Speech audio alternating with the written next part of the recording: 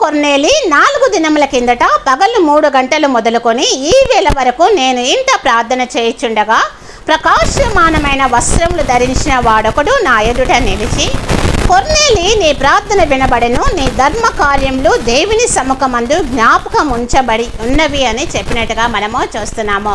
కొర్నేలి శతాధిపతి భక్తిపరుడు. అతడు ఇంచుమించు 3 గంటల నుండి ప్రార్థనకు మోకరిల్లినప్పుడు అతడికి దైవదూత దర్శనమిచ్చినట్లుగా మనము చూస్తున్నాము. ప్రకాశమానమైనటువంటి వస్త్రములు ధరించిన వాడొకడు నిలిచి, కొర్నేలి, నీ ప్రార్థనలు వినబడినవి, నీ ధర్మ కార్యములు దేవుని సముఖమందు జ్ఞాపకం ఉంచబడి ఉన్నవని చెప్తున్నాడు.